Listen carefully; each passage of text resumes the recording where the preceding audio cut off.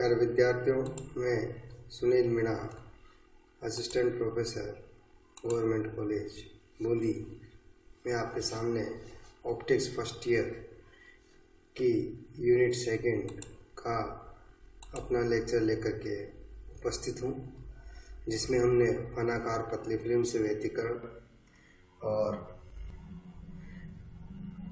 समान मोटाई फ्रिंजें पृष्ठों की समतलता की परीक्षा कैसे करेंगे, ये हमने देखा था। अब हम इसके आगे अपन देखते हैं न्यूटन्स रिंग्स।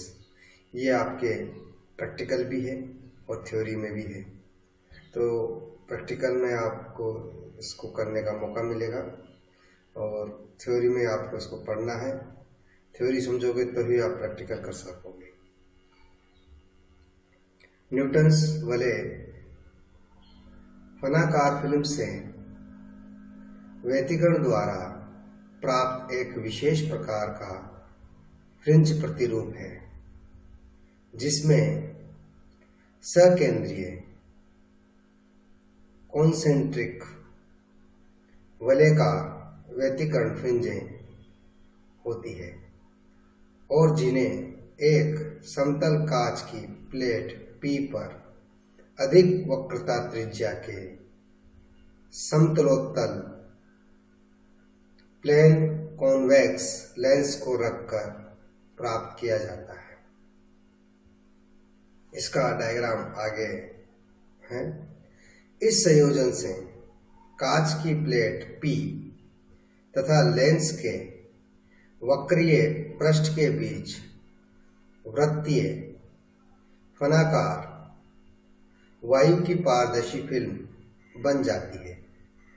इस फिल्म पर एक वर्णीय विस्तृत प्रकाश स्रोत से 45 डिग्री पर झुके समतल पारदर्शी कांच प्लेट G द्वारा परावर्तित प्रकाश अभिलंबतः आपतित कराया जाता है। तो वायु फिल्म के ऊपरी तथा निचले पृष्ठ से परावर्तित प्रकाश किरणें व्यतिकरण प्रतिरूप बनाती है। ये एक डायग्राम है जिसमें हमने ये P जो है एक प्लेट है समतल कांच की, और ये L लेंस है। इस समतल कांच की प्लेट पर लेंस को इस प्रकार समायोजित करते हैं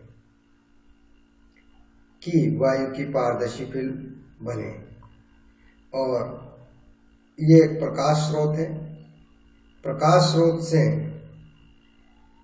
एक समतल पारदर्शी कांच की प्लेट G है जो कि 45 डिग्री के कोण पर झुकी हुई है।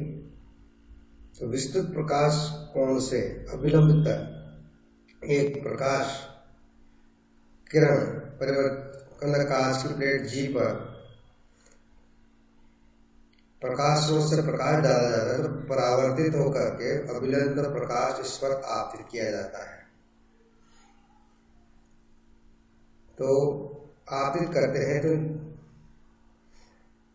वायु की फिल्म के ऊपरी तथा निचले पृष्ठ से परावर्तित प्रकाश किरणें व्यतिकरण प्रतिरूप बनाती है। ये व्यतिकरण प्रतिरूप वायु फिल्म की मोटाई पर निर्भर करता है। फनाकार वायु फिल्म में वृत्ताकार सममिति होने के कारण उन बिंदुओं का बिंदुपथ जहां पर वायु फिल्म की मोटाई समान होती है, वृत्ताकार होता है।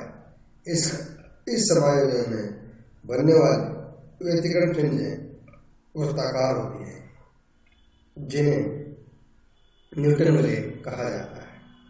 इन वलयों को समतल पारदर्शी प्रकाश की कांच की प्लेट G के ऊपर स्थित माइक्रोस्कोप द्वारा, ये माइक्रोस्कोप है, इसके द्वारा देखा जा सकता है।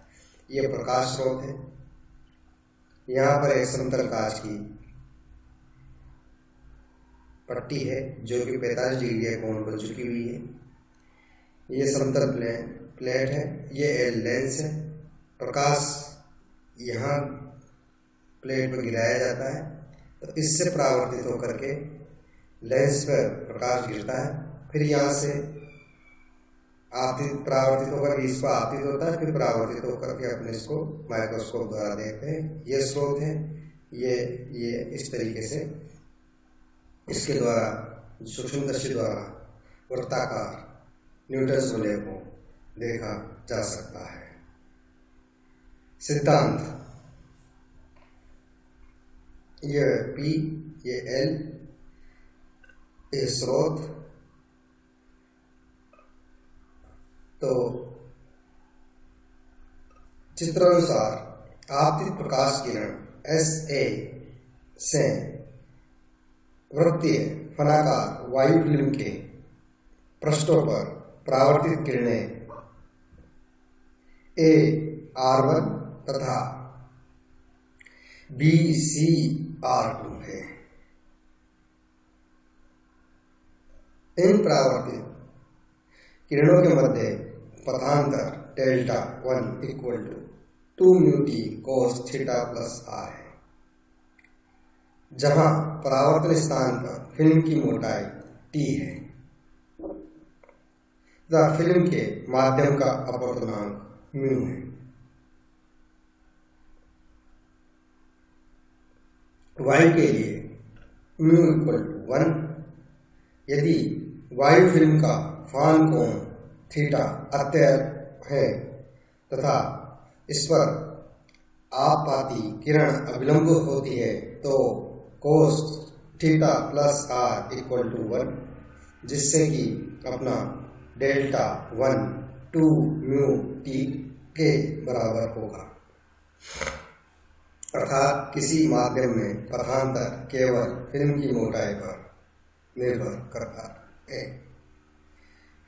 इन परावर्तित किरणों में AR1 का परावर्तन विरल माध्यम से होता है, जबकि BCR2 का सरल माध्यम से। इस अंतर के कारण इनके मध्य एक अतिरिक्त पथांतर λ/2 उत्पन्न हो जाता है।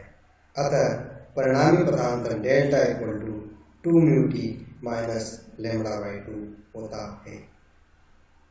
जब परावर्तित किरणों में परिणामी पथांतर 2 - 1 λ/2 अर्थात डेल्टा 1 इक्वल टू n λ होता है तो विनाशी व्यतिकरण होता है, अर्थात वहां पर अदीप्त वृत्ताकार फ्रिंज बनती है। यदि इस बिंदु पर फिल्म की मोटाई Tn है तो अदीप्त फ्रिंज के लिए प्रतिबंध 2 mu Tn equal to n λ, जहां n बराबर 0 1 3 अप। इसी प्रकार वे बिंदु जहां पर परावर्तित किरणों के मध्य पथांतर n λ अर्थात डेल्टा इक्वल टू n - 1/2 λ होता है, वहां पर समकोशी व्यतिकरण से NV फ्रिंज वृत्ताकार प्रदीप्त फ्रिंज बनती है।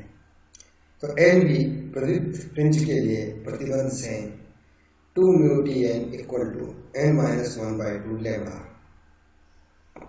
जहां n equal to 1 2 3।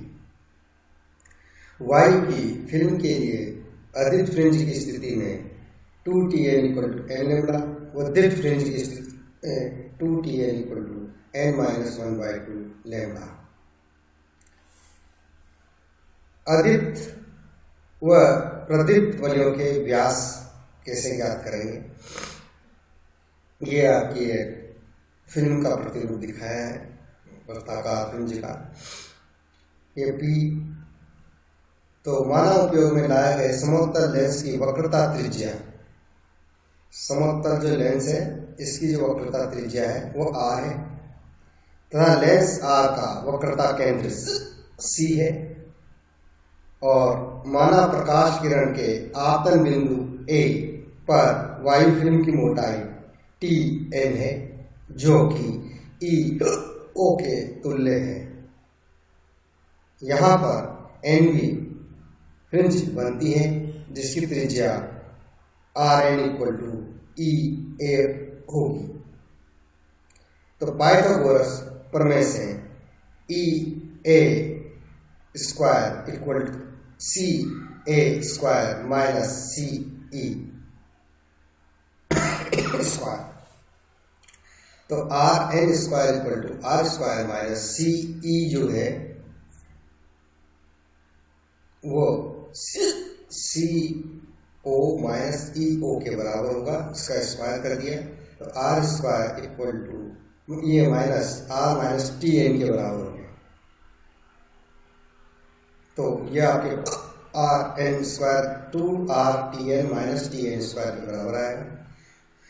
Y film की मोटाई लेंस के वक्रता त्रिज्या की तुलना में नगण्य है, अर्थात R is very very greater than two T N, then T N square equal to two R T N के सापेक्ष इसको नगण्य माना जा सकता है।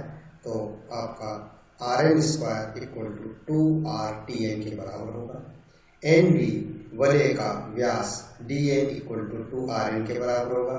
तो टू आर एन की वैल्यू यहाँ रख दी, that is equal to under root 8 R T N. अतिरिक्त वलयों का व्यास अतिरिक्त फ्रिंज के लिए समीकरण 3 जो है ये से टी एन का मान समीकरण नंबर 5 में रखते हैं तो डी एन की वैल्यू आपके पास 4n lambda R upon mu आएगी। तो 2 बाहर आ गया, n lambda R upon mu, तो वायु फिल्म के लिए जो डी एन होगा 2 under root 2n lambda are. अतिरिक्त वलयों का व्यास प्राकृत संख्या n तथा प्रकाश की तरंग दैर्घ्य लैम्डा तथा वक्रता लेंस की त्रिज्या r के वर्गमूल के अनुक्रमानुपाती होता है। dn माध्यम के अपवर्तनांक म्यू के वर्गमूल के व्युत्क्रमानुपाती होता है।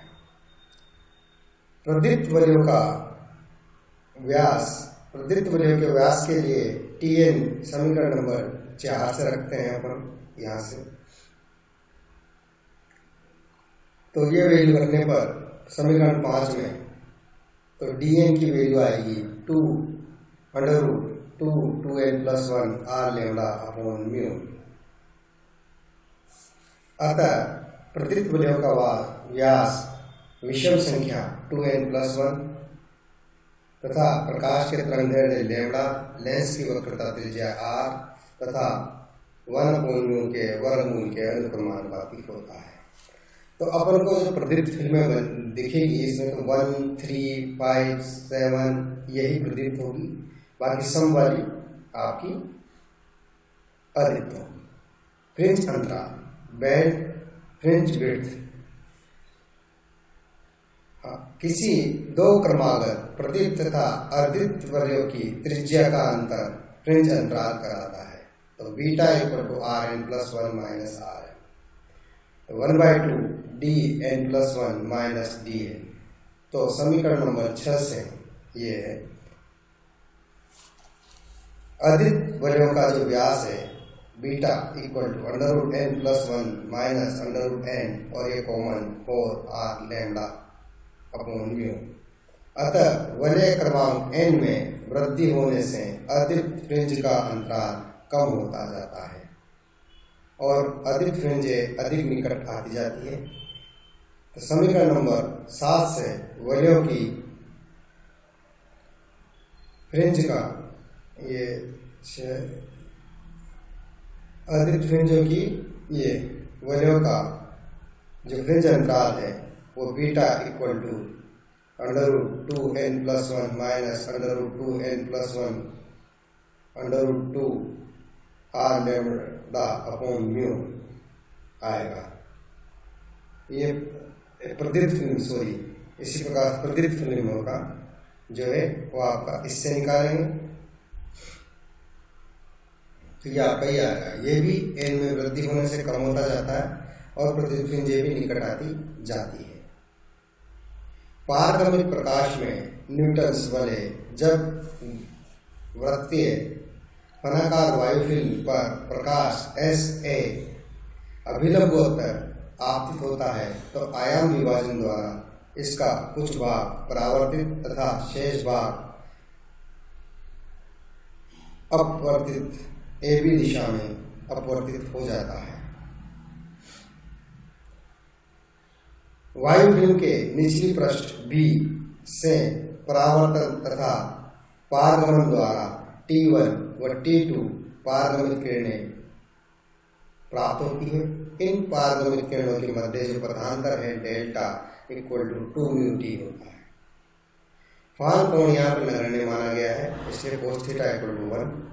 तो अतिरिक्त वलयों का जो व्यास जहाँ फिल्म में वे बिंदु जहाँ पर फिल्म की मोटाई Tn है तथा पारगमनित किरणों का पथांतर delta equal to n+1/2 lambda होता है, वहाँ पर विनाशी व्यतिकरण होता है, अर्थात वहाँ पर अतिरिक्त वृत्ताकार पिंजें दिखाई देती है। अतिरिक्त वृत्ताकार पिंजों के लिए 2μTn equal to n+1/2 lambda होगा, जिससे कि Tn की वैल्यू अपन निकालेंगे तो 1n/2 लेमड़ा 2μ नीचे आ जाएगा। तो समीकरण नंबर 12 जो ये है Tn का मान समीकरण नंबर 5 में रखने पर Nb अतिरिक्त वलय का व्यास आपको प्राप्त हो जाएगा। तो Dn equal to √2 2n+1 r lambda upon mu आपको प्राप्त होगा। प्रतित वलयों का व्यास जहाँ पर फिल्म की मोटाई Tn है तथा पारगमनित किरणों का पथांतर delta equal to n lambda होता है, तो प्रतित फ्रिंजों के लिए 2μTn equal to n lambda, तो Tn equal to n lambda upon mu. Tn का मान समीकरण नंबर 5 में रखेंगे तो Dn की वैल्यू आपके पास √4n r lambda upon mu प्राप्त होगी। तो परावर्तित तथा पारगमनित किरणों से बनने वाले प्रतित व अतिरिक्त वलयों से ये ज्ञात होता है कि जहाँ पर परावर्तित प्रकाश किरण द्वारा प्रतित वलय बनते हैं वहाँ पर पारगमनित किरणों के द्वारा अतिरिक्त वलय, और जहाँ पर परावर्तित प्रकाश द्वारा अतिरिक्त वलय बनती है तो पारगमनित प्रकाश में वह प्रतित वलय बनती है। अतः पारगमनित प्रकाश द्वारा बना व्यतिकरण प्रतिरूप परावर्तित प्रकाश द्वारा बने व्यतिकरण प्रतिरूप का पूरक होता है। अब इसके आगे जो न्यूटन्स वलय है के द्वारा तरंग दैर्ध्य का जो ज्ञान है, तरंग दैर्ध्य का मापन है, वह अपन अगले लेक्चर में करेंगे। जब तक आप इसको देखते रहिए, धन्यवाद।